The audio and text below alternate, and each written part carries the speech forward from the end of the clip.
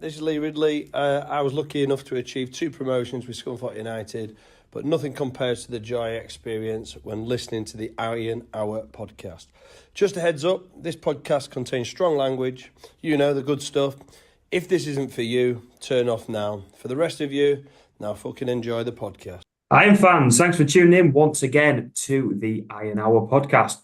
Or is it the Max Bell podcast? Who knows? I'm your host, Barra. As always, we've got the aptly named Max Bell, published author, celebrity extraordinaire. How are you doing, Max? Used to getting called different words beginning with C, but yeah, apart from that, I'm doing all right. Thanks, Barra. What about you, mate? Yeah, your dad's harsh to you, isn't he? He is harsh. I'm very well, thank you. And we've got Marco. Marco, how many beers are you in today? We're just kicking off, but I am the guy whose name begins with a C.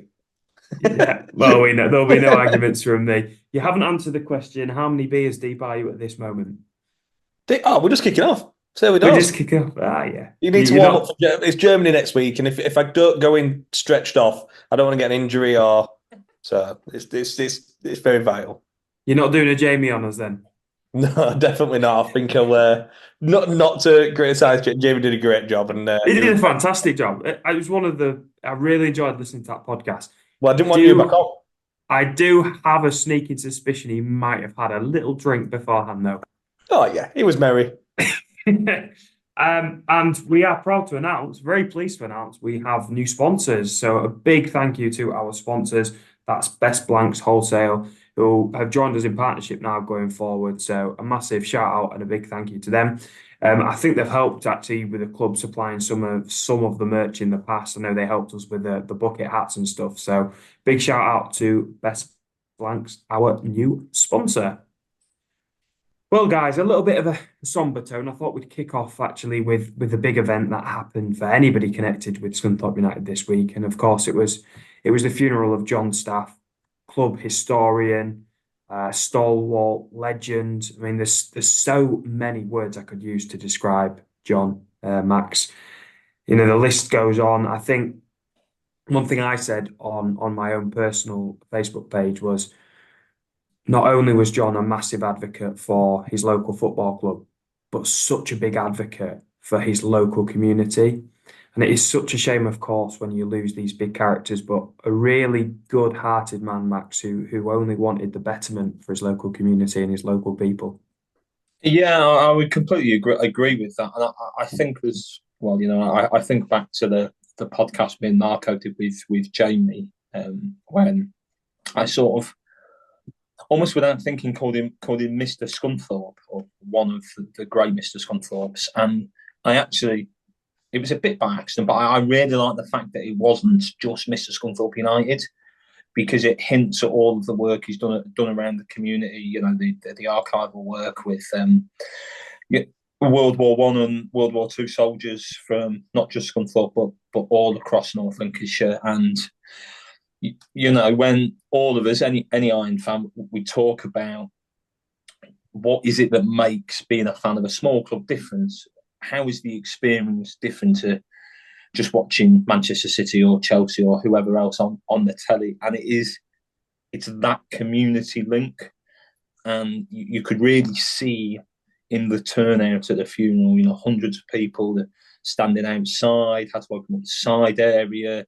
People stood outside in the rain, queuing to get in.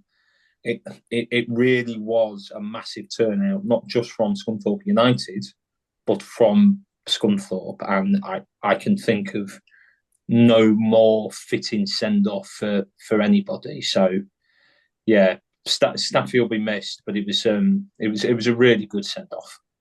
No, it was an incredible service, like you say, Max, yourself. I was there and Gareth as well, obviously. And, there's some really fitting tributes as well. I thought, in particular, to kick us off, I thought Lee's tribute was really quite apt. And it was actually, you probably know, you clearly would have known John better than I did. But for me, it was a real insight into kind of the stuff that I probably didn't know or didn't know as much about. His love of trains. I had no idea about that, if I'm being honest. I didn't realise he was such a fan of Scotland as well, travelling up to Scotland. And of course, as I say, I did know a little bit about this, but not too much detail, but all the work he did with going around the world and reconnecting people with their loved ones, war graves, basically, didn't he? And it's just incredible. Was there anything that stood out for you from Lee's tribute?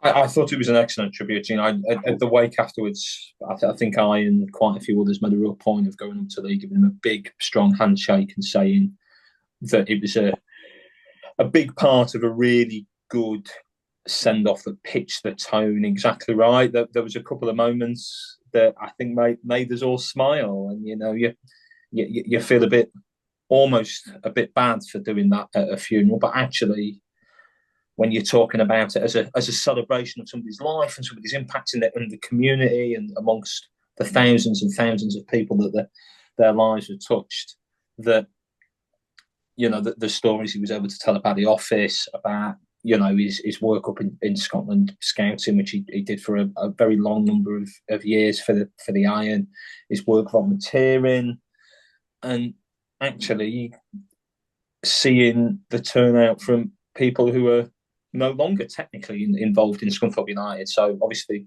Lee gave up and gave a tribute from the pulpit, as it were, but Brian Laws was in the audience. Ross Wilcox came to pay his respects as well, as did Cliff Byrne, as did Rick Green and a couple of other players from back in the 70s, who at least a couple of whom I believe worked with Staffy on the steelworks as well.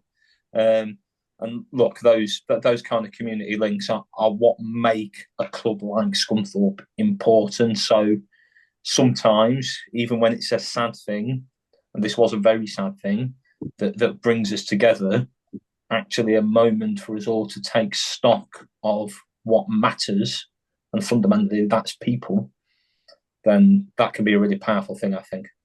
100%. I thought the tributes from his sons, John Jr. and Rob, were particularly fitting. I probably don't want to talk about it too much, if I'm being honest, because it did have me emotional at times. But for me, it was a real insight into, the John we all know, of course, but then it must have been incredible growing up with him as your dad. I'm sure he would have cast an enormous shadow. It's funny because I was saying to you actually after the funeral, it reminds me ever so much of kind of my relationship with my dad. And then, it's always like this, isn't it? When you go to funerals, it sends you to thinking about things, and then you think about your own mortality. And God, look, I know we're a football podcast, but it does tend to send you on that spiral where you think about what kind of person you are, what kind of person you want to be. And I thought his sons really encompassed that quite well. And then obviously, Reverend Alan Wright paid such a fitting tribute, and even hit home with the odd political joke there, Max. Yeah, and I use this as a brief moment to plug a really good article that the Reverend Alan Wright has, who, for anybody who doesn't know, is the Scunthorpe United club chaplain. He wrote a really good piece in the Spectator magazine this week about his work and what that role involves, and mentioned the fact that he was busy in the work of planning a funeral service for a really long-standing club volunteer, which those of us connected to Scunthorpe know was John Staff. Look, I think it's the circle of life, isn't it? So many of us have got so many stories about our older family members, whether it's your dad, your granddad, your uncle, your mum, whoever it might be, taking you to the football for the very first time. And when that person is the gateway to that world, you think they know everything. You think they know everyone. I've certainly got very fond memories of going into a pub in Yeovil with my dad and thinking that he knew everyone, or certainly that everyone knew him. But in the end, part of the act of when you get really involved in that community is we all end up casting our own long shadows, and I think that's really good because when the club was going through so many off-field difficulties, those kind of stories and those kind of family experiences not just for the staffs, but for John's grandkids and for everyone, for the next generations, that was what we wanted to protect. That feeling when somebody goes into the Donny Road end for the first time and thinks, "Yeah, this has been better than stuck at home." So it was a really moving day, and I'm really glad that John got a genuinely really good send off because it was the absolute least that he deserved. I couldn't agree more. And then just the final point was a real classy touch from the club to have the halftime draw at his wake. I thought that was just such a perfect touch to a really respectful service. Just a bit of a shame I didn't win, but as somebody once famously said, them's the breaks. So yeah, just join me if you would in just paying our respect to John Staff, an absolute Scunthorpe United legend, always in our hearts. Big respect up and rest in peace, Staffy. Right then, we'll move on to footballing matters. So, Marco, if I can kick off with you, today we've had a new signing. We're recording this on Thursday night. We've had the announcement of Sam Fishburn arriving. I think he was at York last season, was the last place he was at. Hit me up. Initial thoughts. What do you know? What don't you know? What's going through your head? Fishburn. Yeah, I mean, without a decline, I think long gone are the days where we sort of knew who was coming in. Like we knew who was coming in by the name. The level we're at now, we're not going to know a lot about the players coming in. But it's a new face through the door.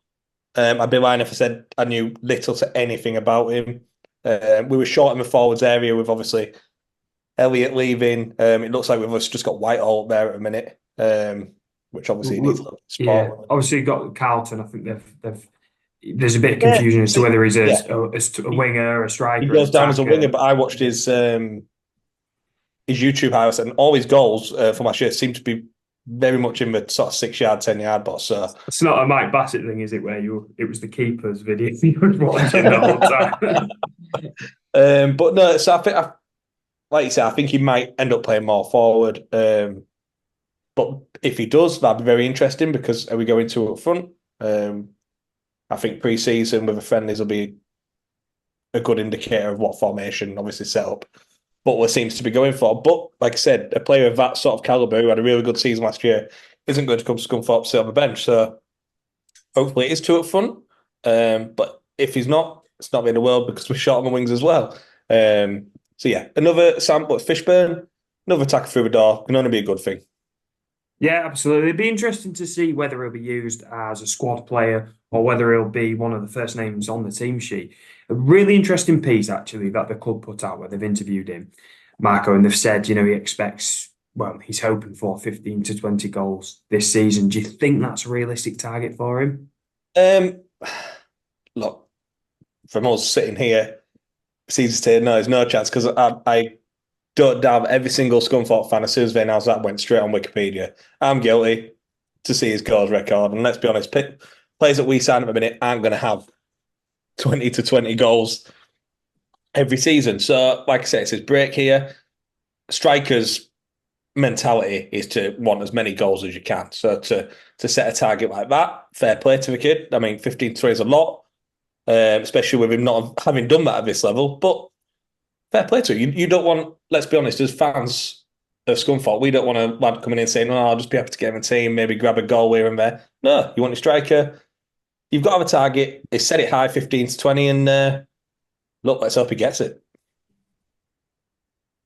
Marco, you just mentioned there, there's not a lot of detail that is knowledgeable to us firsthand. So I did what the only thing I can think to do is I've reached out to someone kind of in the scouting network to try and get a bit of an idea as to what kind of player we're signing. So what I heard is he had a really good start at his time at Morpeth, but actually faded off a little bit.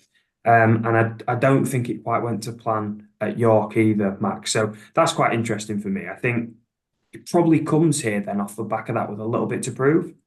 Oh, sorry, Max. Brutal. What's this question time? Well, just interrupting. I did put my finger up. One thing the club haven't done, which I could put my finger up too, but it'll be a different finger.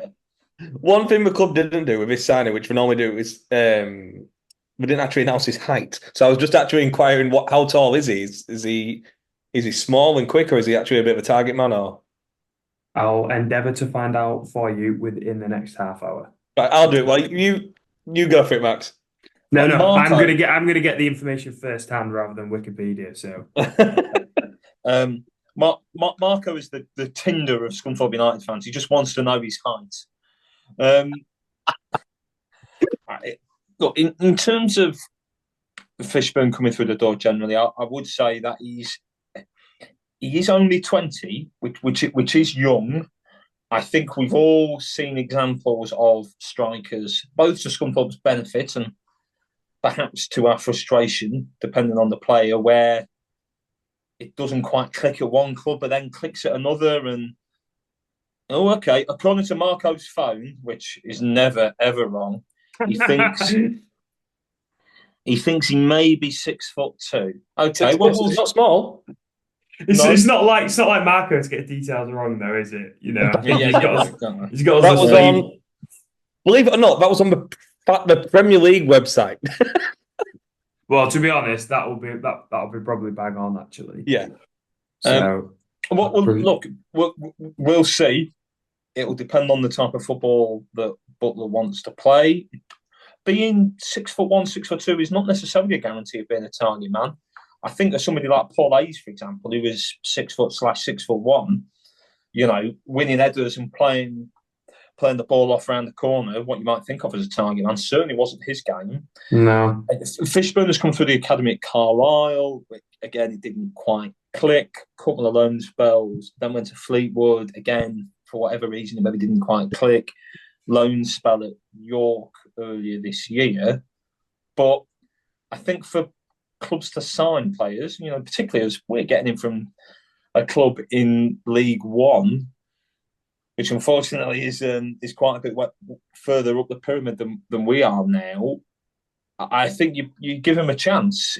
It doesn't strike me that it'll have been a particularly expensive signing, so there's probably nothing to lose there. We know that with Whitehall and also Carlton, the winger / forward they've signed from Chorley, there's perhaps a little bit more of a guarantee in inverted commas with those players. So if those two have decent seasons, the kind of seasons we've seen from them at this level, and then if Fishburn does come in and gets anything like a dozen goals, 15 goals, it'd stand us in really good stead towards the top end of the table. So, let's see what he can manage. I think you made a good point, Barra. He's probably got a little bit something to prove, like quite a few of our players, and sometimes, especially for strikers, don't think that's a bad thing. If you're wondering why we keep referring to one of our new signings as Carlton, that's because nobody yet is willing to take the plunge. Nobody dare to pronounce his surname, but I'm going to give it a go. So I think the pronunciation is Carlton Obazanu. So that's what I'm going with. And that's the hill I am prepared to die on. So Marco, just going back to you, we've obviously made those two signings now. Where do you think the team needs to strengthen going into next season? And if we continue to make 3 or 4 more signings of this kind of caliber, where would you expect we would be looking to finish? Oof, that's tough without a pre-season. But regarding the squad, I know we've bought a striker in, but I do think we are still a little bit thin up top with just Whitehall and obviously this unproven striker bought in. Look, it's nice to have faces through the door. I think the last couple of weeks, the news on the contract extensions from the back four have been amazing, and really glad we kept the majority of those because, let's be honest, I mean, I didn't see Evans staying on. I think that was a huge statement from the club, especially with a 2-year contract. It's a 2-year deal? I thought it was only another year, Max. Do you know off the top of your head? Again, my phone. But even so, for him to stay even another season, still absolutely fantastic news. To keep the majority of the back four, obviously Ogle's gone. I think centre midfield, maybe a little bit light. Obviously, Clunan staying. It is 2 years. Yeah, I thought it was. To me, that's a huge statement. But yeah, obviously, Beeston signing on. Yeah, I think we've got a good basis. Another 2 or 3 players, and I think we're good to go. But regarding on where I think we finish this season, I'm going to get pellets for this. It's going to kill. But Butler is unproven. Nobody knows what to expect. I hope it goes well. I hope we win the league. But whether we like it or not, it is a risk. And I just hope it pays off. Because I wish Butler all the best. But yeah. So look, I think playoffs will be a successful season. if you offered me that now, I'd take it. Yeah, I think I'd take top 7 at the minute, actually, if I'm being honest. Yeah. Just kind of looking at it, I just want to explore something you just mentioned there, actually, because I know Max did get a little bit of grief, actually, for his assessment of Butler's appointment. I think it was misconstrued a little bit. That's just from me. Yeah. So One fake accounts. yeah, Max, there's a lot of them fake accounts kicking about in there. One thing Max had said at the time was, I think it was like, so it's words to the effect of cheap but brave appointment. Let's hope it doesn't end in tears. Now, I think what I would suggest is that financially it is the cheaper option. Now, that doesn't necessarily mean it's a negative one or not the right one, but financially speaking, somebody who was already on the books and is then probably taking a little bit of a pay rise, possibly a big pay rise, who knows, but a pay rise from an already standing contract is obviously a cheaper option than bringing somebody else in. Again, that isn't being negative. That's just a logical conclusion to come to, Max. Well, look, I mean, if Twitter was as big a thing, or if we had obviously this podcast back then, we'd be saying Adkins is a cheap option.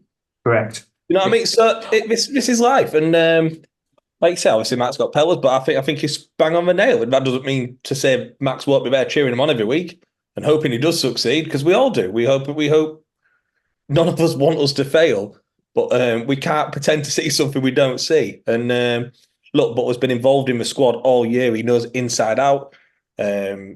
He's cut who he doesn't think will fit his plan. Now it's up to him to bring obviously a few players in.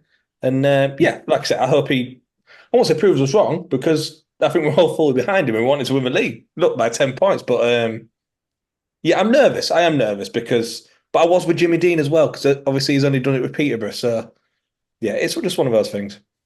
Max, just a quick one from you, if I could, before we kind of move on. But of the contract extensions that we've announced, which one jumps out to you as exciting you the most? Just debating when I get to interrupt Marco at least a couple. Oh, I'm sorry. No, you're not. No, you're not. Don't so precious. I mean, he's clutching them pearls again. Won't somebody please think of the children? I mean, look, for the record, anybody who knows me knows I don't give two ficks about getting pelters. Having 3 staff going out the door at this moment in time, and again at this moment in time, at time of recording, replacing them with one who was already in the building. Well, 3 minus 1 is 2. It's a pretty objective mathematical fact, that, I'm afraid. So, in terms of the contract extensions, I'm probably prepared to take a position that not a lot of people would agree with, but I don't really care.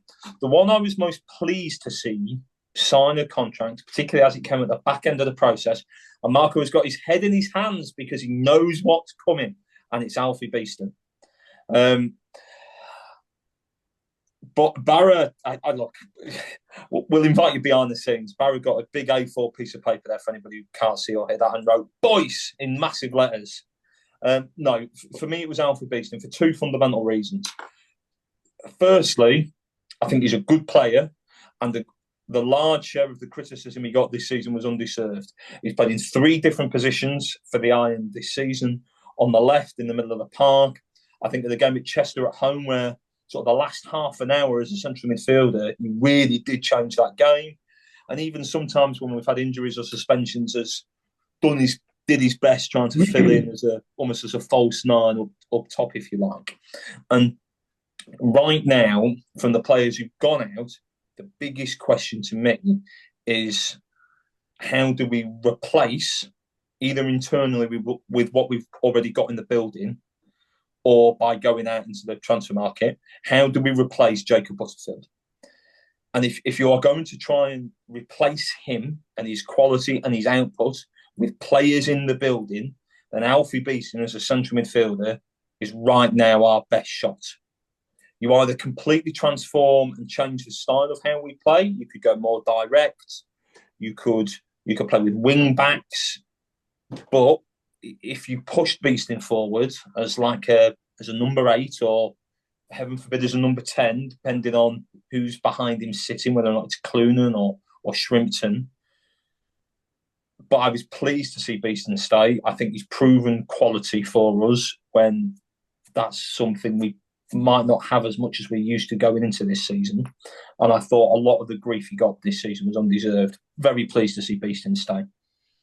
Yeah, okay. I've taken that on board. I'm going to take everybody back. So a few days ago, I had a conversation in passing with Lee Turnbull where I mentioned we had a very similar conversation actually, Max, to what's going on right now. And I said at the time, I hear you. I know what you're saying about Beeston being the man to kind of plug that gap for Butterfield. I have a big concern, which is a very similar argument to what I have with Barrows plugging that gap at right back. Okay. Fantastic players at this level, either delivering an output at this level which is acceptable or above the required standard. However, I do have big question marks over either fitness or robustness and ability to stay injury-free. In the case of Barrows, it's probably more staying injury-free. In the case of Beeston, it's more staying injury-free and staying fit. If you see what I mean, Marco. Yeah, look, there's no secret. Beeston's a really good footballer. Correct. My argument with Beeston is that he's not a winger. And I think Beeston, I'll tell you, is not a winger. In the centre of the park, when fit, as Barra's just brought back to, I've no problem with starting, or like Max said, whether he needs to push into that 10 role or the number eight. Yeah, fine. But, like I said, well, the thing is, we'll see this season, because if pre-season is going to be as bad as Andy Butler said it's going to be, he might not make the first game if he's got any slight injury. I think by the sounds it's going to be really grueling, and those 11 players that go on the pitch for us are going to be mega fit, which I'm excited to see. I also think we have to be realistic in terms of players' versatility here. So, when we had Connor Smith, Beeston did not start as a winger. If we'd have had Cal Roberts fit for the entire season, how often Beeston plays as a winger, he's realistically going to be very limited. I probably still expect us to go and sign a right back of some ilk, and who that player is will depend on whether or not it's him or Barrow who's being given that number 2 shirt, if you like, and replacing Ogle in that slot is going to be a really big ask. And whilst those players have their limitations, it's always difficult to follow a really good player in that kind of position who supporters like. But I think realistically, we know we're going to run on a smaller squad. We're going to have players who can be square pegs into round holes sometimes. We're going to have players who are prepared to play when they're 70, 80% fit, because the days of us having 3 quality left wingers that we can call upon instantly at the drop of a hat who are automatically really competitive at this level, well, they're gone. So the fact that you can call upon players who can do a job in more than one position is going to be a plus, I think, not only to Butler because it sends a good example to the rest of the team, but also to Butler and the people holding the purse strings, because you can make your wage budget go further. And there's clearly going to be, and have already been, not insignificant cuts to the playing budget this season. So we're going to have to get used to that. I quite agree.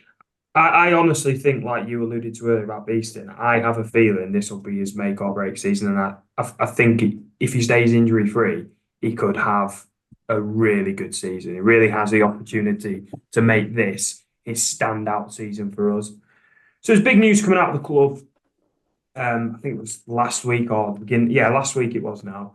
Max, I wonder if you could just spend a few minutes just talking us through what kind of these new changes into the structure of the ownership mean, and how you think that will affect the club day to day going forward. So I think there's 2 bits here, isn't there? Which is for anybody who's not seen, I'd probably start at the beginning really, which was that Michelle Harness bought all of the shares that David Hilton owned at Scunthorpe United, its parent company.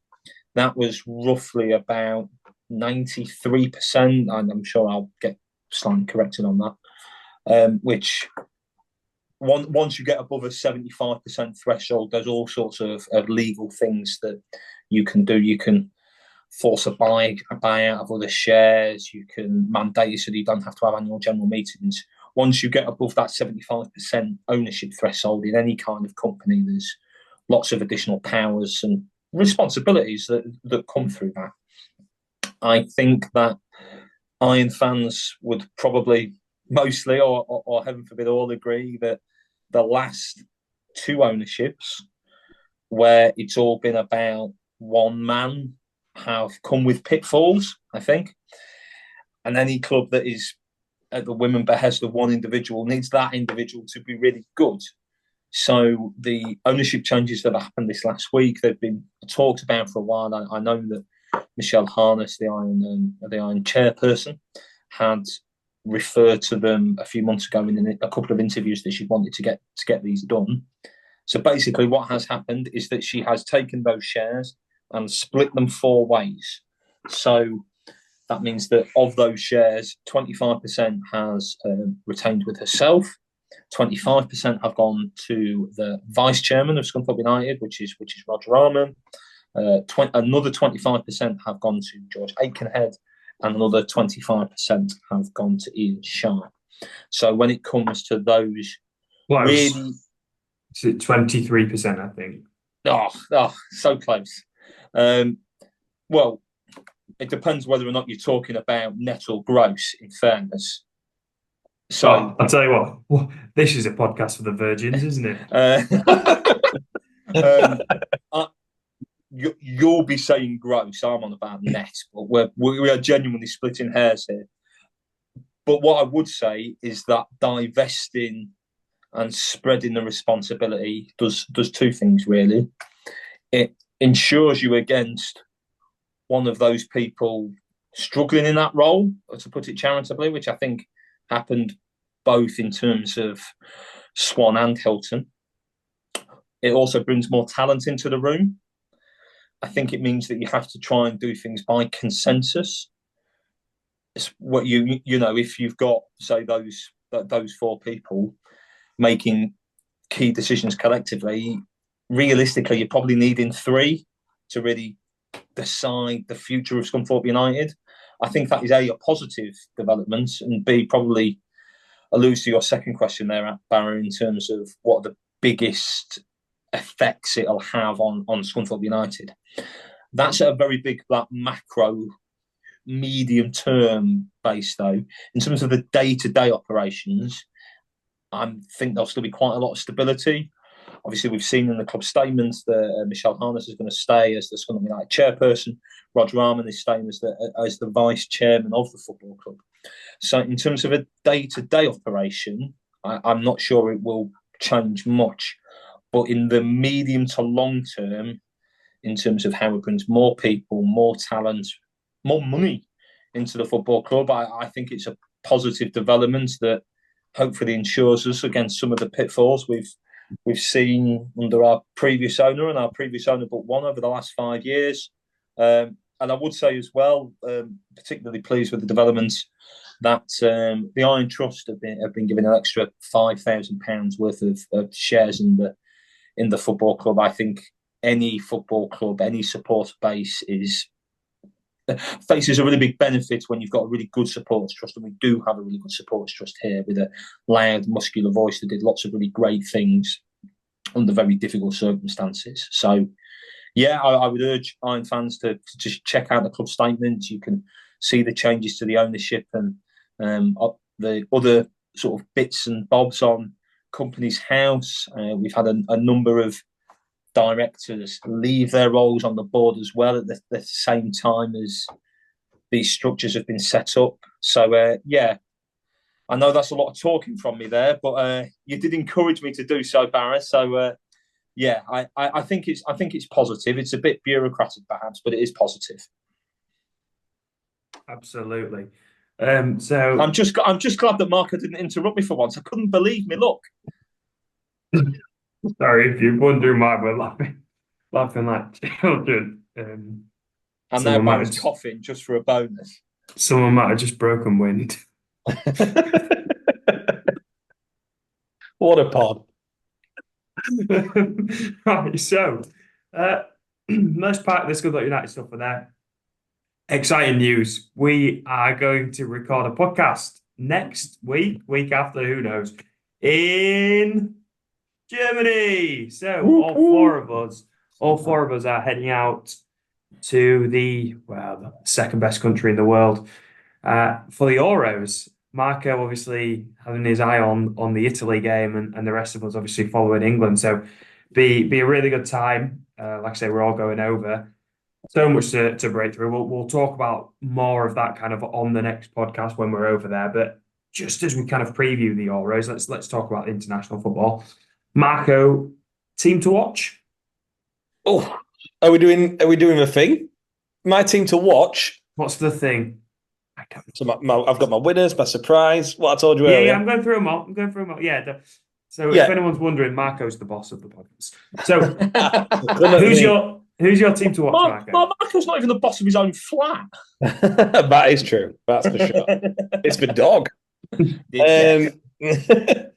So my team to regarding my winners, or just like a surprise package? Team to watch out for. Right. Yeah. These are your words. I am gonna get. You two are gonna give me shit here, but If you say hear me Italy, out. Hear me out. Hear me out. Nobody expects us to do anything this tournament. Last time we was in Germany, we won. You can't write Italy off in tournament football. We love it. We've not got the best individuals, but as a team, I do think we can maybe get quarters or semis, and that to me would be a really good tournament with this current crop of players. So for me, Italy to get to the semis would be a great surprise, and they're my surprise. well, fair enough. My surprise package for the tournament, and it is a bit of a surprise actually because they're in our group. I think Denmark could do well. Could see them getting either to the quarter final or the semi final if they get lucky with the draw. That'd be my surprise package. Max, your team to watch out for? Or surprise because I've butchered it already. But the surprise package that I sort of fancy is Hungary. They look quite impressive when they played England twice in the Nations League, deservedly won both games, in particular the one where they put 4 past England. I fancy them to get out of that group, even if it's one of the third best teams as needed. I thought they made a really good fist of the group of death last time round. And whilst I like Barra's shout with Denmark as well, actually. They pushed England really close 3 years ago in the Euro semi-final. But gun to my head, genuine surprise package. I could see the Hungarians having a tournament and really going down swinging. Yeah, fair enough. Top scorer then, Marco. Who can you see being the top scorer? Certainly some candidates. Oh, there's no surprise here. I just think he's absolute quality and he's going to go to Real Madrid with a bang. It's Mbappe. I think France are going to have a cracking tournament, and I think he's going to lead them to, I've ruined my winners, but I think he's going to lead them to glory. Yeah, I'm going to go for a bit of a surprise one. I think the obvious choice would be, as an England fan, would be Harry Kane. For me, I'm going to put my money on Nicholas Füllkrug, the Dortmund striker. Of course you've gone for a random German bloke. Not a random German. Hipster clown. He's 12 goals for Dortmund this season, which doesn't stand out in the 31 games in the 31 games he played, but he's 11 international for Dortmund. Yeah, but he's 11 international goals in just 16 games. He really is one of those players that turns it on when he plays international football.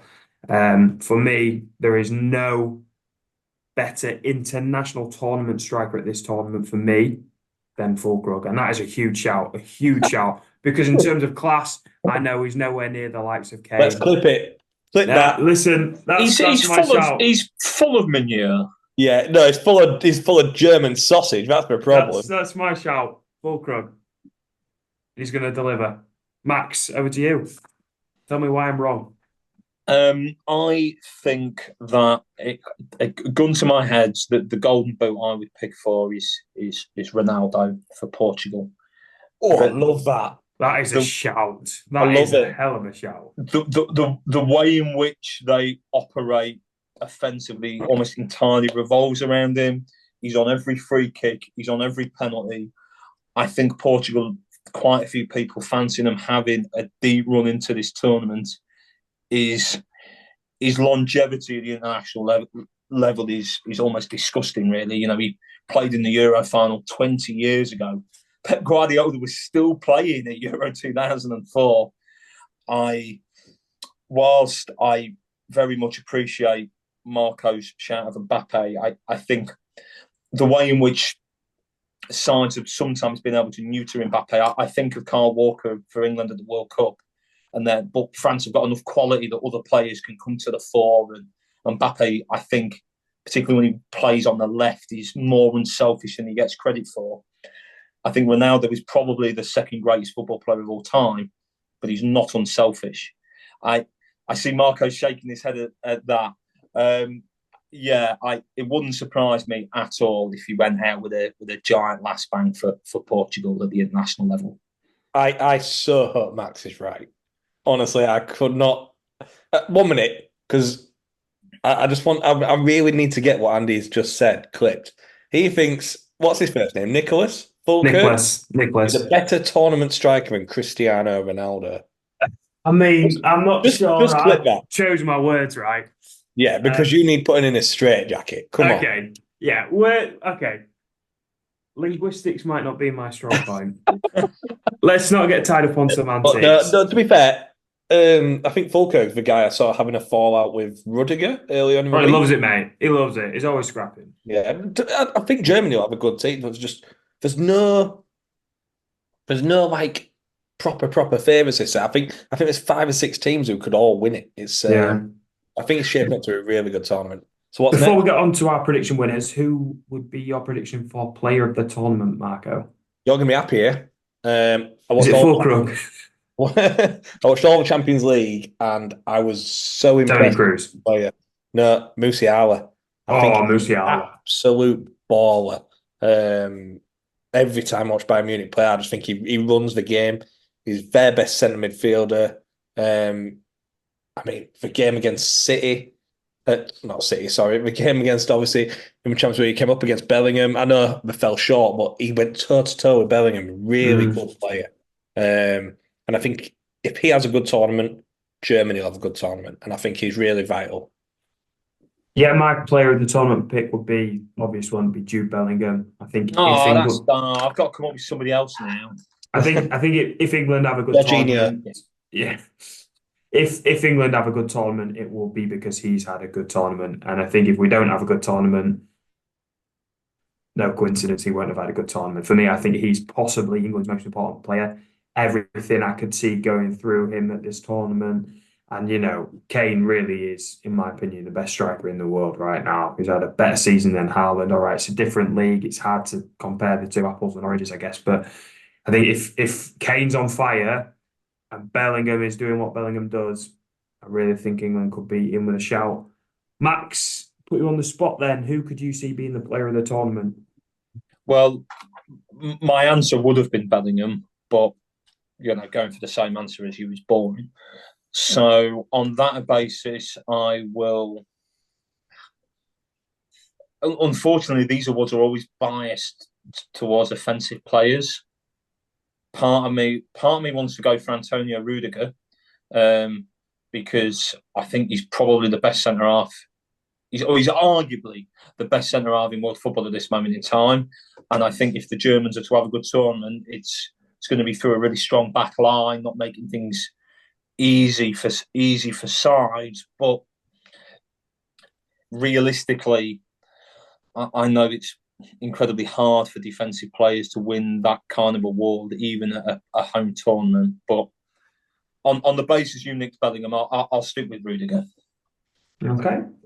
And then flops. Marco was nodding, but Barra looked as if I'd just offered to dump paint outside his head. Max makes 2 really good points there. Obviously, it's really hard for a defender to win that award. I agree with that. That was the only thing I did agree with. Yeah, the fact that Cannavaro won a Ballon d'Or is still amazing. Yeah. Fully deserved, but you don't get that enough because defending is still an art, especially in Italy, which we don't see much of now, unfortunately. But did you just doff your cap? Did you just say in Italy? Yeah, that's to the great Fabio. We know he's a big listener. But no, I think Rudiger's he's up there with the best defenders in the world at the minute. absolute machine. My flops, honestly, if we'd have done this podcast for the last 3 international tournaments, probably the same team I'd have picked will be Belgium, because they just flop. They stink. They absolutely reek. They've missed out on the golden generation, and now they're sort of getting the dregs of that. They're going into a tournament with bang average Lukaku up front. He'll be top scorer now. And yeah, I think they'll flop as always. They'll get to around the 16, come across a half decent team, and it's on your bike, Belgium. Okay, so my shout for a flop would be the Netherlands. I think they've got quite a tough group. Poland, Austria, and France in the group, and I think it might not be as straightforward to get out of that as you would expect from a team with the quality of the Netherlands. So I think there's real potential for them not even to get out of the group. So my pick for a flop would be the Netherlands. Max, who's your flop? Mine's Scotland. Yes. Marco is shaking his head and Barry's loving it. I mean, obviously, all the Scotland fans have been over in Germany for the last week getting as drunk as lords. But I think they've got a nasty group. Germany's the host nation. Switzerland, who are absolute bankers to get out of the group at a major international tournament. I think, particularly having been captained by Xhaka, who's just had a frankly magnificent season, winning the double with Leverkusen, and I think the Hungarians, they would be my dark horse to have quite a good tournament as a bit of an outsider, beat England very comfortably. We had the same, Scotland loving 3 years ago, and they got to the last tournament, and it was England, Croatia, Czech Republic, and they were, quite comfortably dispatched in key moments by the Czech Republic and Croatia. They haven't got enough quality going forward. I quite like Steve Clarke. I think he's a good operator. He'll set them up, or he'll at least try and set them up to be defensively solid. But this isn't the Scottish Championship. This is a major international tournament, and I would be frankly amazed if they didn't finish bottom of that group. And it wouldn't surprise me if they end up with 1 point or fewer again. Fair enough. I think one thing I would say is I think you might be slightly clutching at straws by suggesting Scotland are going to be a flop. I think no one would expect them to qualify. So if they finish bottom of the group, for me, that would be about par. But maybe you're suggesting they don't pick up a single point. I think in the last week there's been so much about Scotland and how this year's different, and because we've got John McGinn dancing with a lot of fellas in lederhosen. I just don't see it. At 1 minute, next week there's got to be a video of Max dancing with some fellas in lederhosen. Well, I want to see it. We don't even have to wait that long. Heaven forbid if obviously they're playing the opening game against Germany. If they go and play really well and get some out of that game, then any Scottish listeners, I know Stuart Moore, a great friend of the podcast, cheers on Scotland due to his family heritage as well. So they'd be more than entitled to shove it down my smug throat. I'm pro Scotland. Yeah, I'm pro Scotland. Well, they're in Cologne when we are. So they play in Cologne that second game against Switzerland. So that's why Marco's pro Scotland. Keep them sweet. I can't be asked for them lot, especially if we've just been battered by Spain. If Scotland are coming, as long as it's only Mars bars getting battered and not Scotland. Yeah, very good.